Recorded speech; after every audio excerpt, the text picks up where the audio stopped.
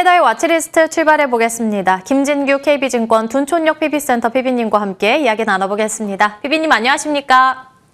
네, 안녕하십니까? 네, 첫 번째 특징주로는 금융지주 내에서 BNK 금융지주를 골라주셨습니다.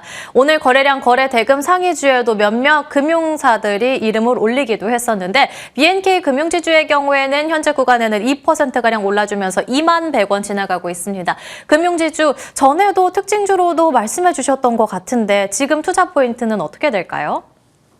일단은 코스피 같은 경우에는 이제 주주 환원이나 아니면 뭐 배당, 뭐 자사주 소각 이런 거에 있어서 굉장히 좀 수급이 많이 붙는 모양으로 가고 있고, 어제 이제 현대 같은 경우에는 이제 배당률을 많이 발표하게 되면서 좀 급등하는 모습을 보여주게 됐는데, 전반적으로 그러한 장세들이 이어지고 있는 상태입니다. 특히 금융지주 같은 경우에는 지금 상당 부분 저평가되어 있는 부분이 많기 때문에 지금까지는 뭐 반도체가 순항했다고 하면 반도체가 좀 멈칫할 때는 금융지주를 좀 지켜보실 필요가 있겠다라고 말씀드릴 수가 있겠고, BNK 금융지주 같은 경우에는 작년이나 뭐 재작년, 뭐 PF 등 뭐 여러 가지 문제들 때문에 굉장히 좀 안 좋았습니다. 하지만 2025년에는 최대 실적을 냈고요. 2025년 연결 순이익은 8,150억 원으로 이제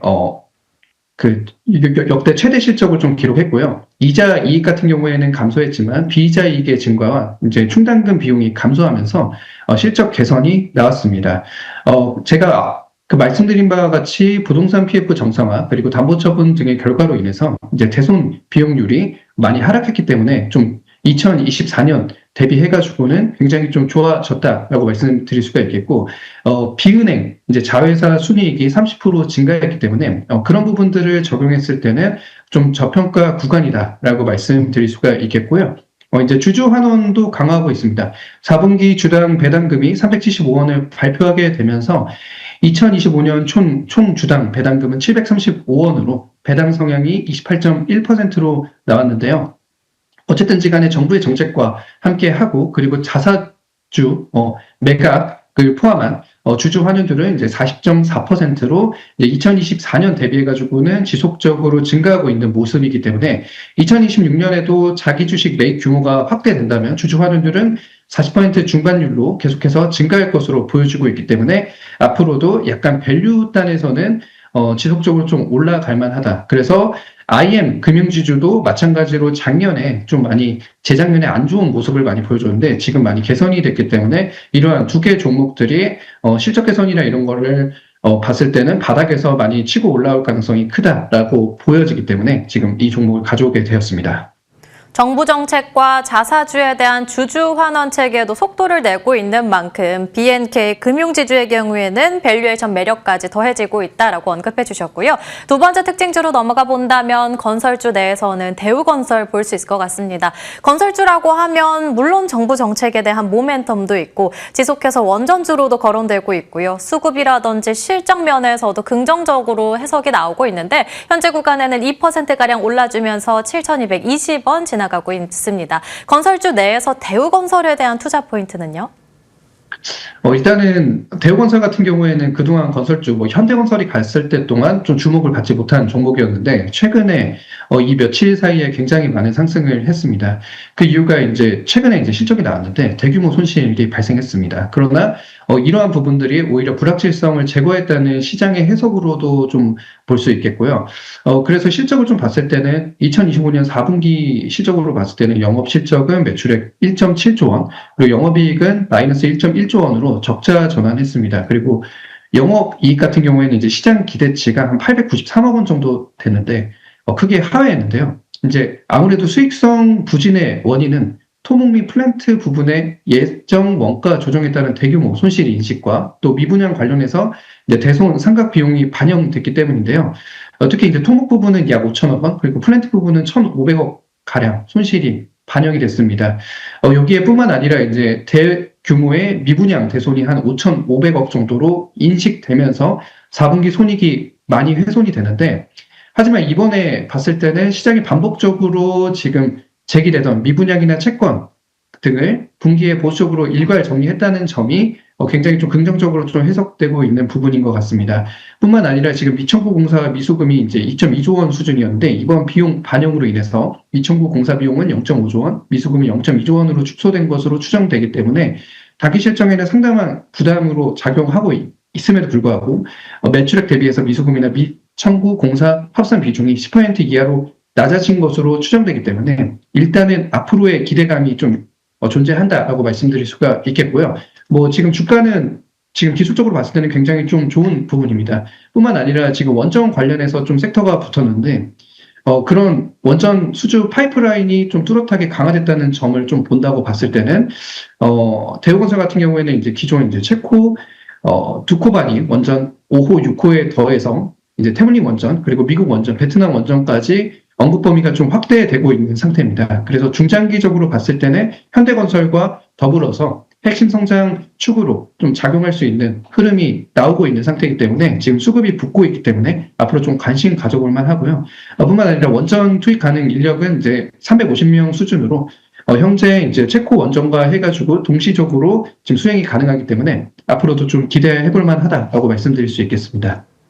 중장기로 봤을 때 HD 현대건설과 더불어서 계속해서 대우건설도 충분히 볼만하다 언급해 주셨고요. 마지막으로 오늘 PB님의 공략주 공개해 보겠습니다. PB님께서는 HD 현대일렉트릭을 골라주셨는데 안 그래도 최근 들어서서 계속해서 전력기기 3사가 거론되기도 했습니다. 그러면 전력기기 3사를 좋게 보신 건지 아니면 뿐만 아니라 전반적으로 긍정적으로 보시는 건지 더 나아가서는 전력기기뿐만이 아니라 신재생, 태양광 관련해서도 오늘 강세 흐름 이어가고 있거든요. 같은 묶음으로 봤을 때는 전반적으로 긍정적이라고 판단하실까요? 에너지는 아무래도 좀 전반적으로 긍정적으로 볼 필요는 있다고 생각이 됩니다. 이제 그 중에서 이제 어떤 게 좀 더 세게 가느냐, 어떤 게 좀 더 저평가돼 있고 모멘텀을 받느냐를 좀 중점으로 봐야 될 것 같고요.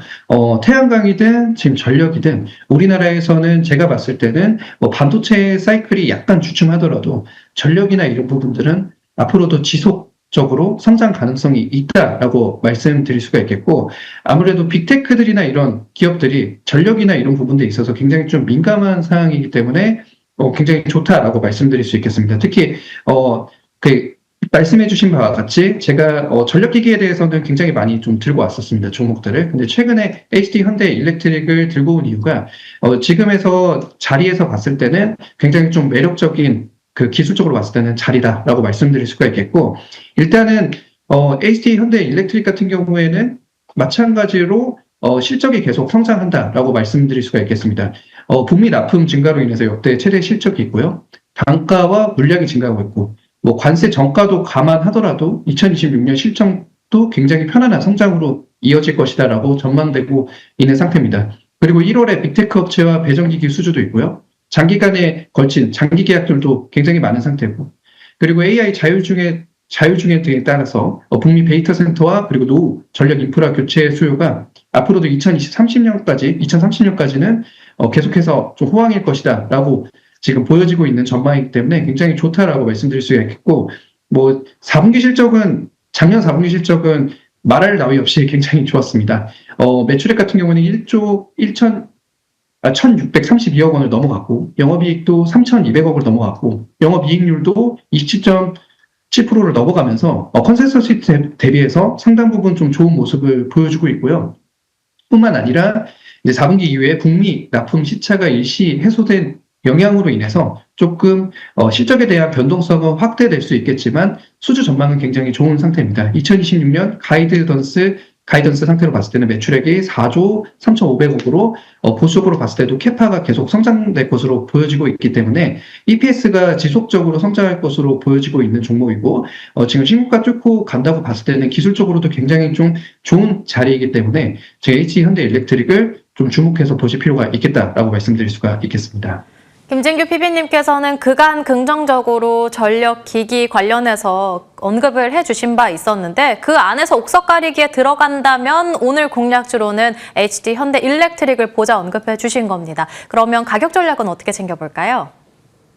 일단은 뭐 진입하는 가격에 있어서는 지금도 매력적이다라고 생각하고 있고요. 저희가 목표는 1차적으로는 한 110만 원 정도 잡고 손절가는 한 75만 원으로 대응하시면 좋을 것 같습니다.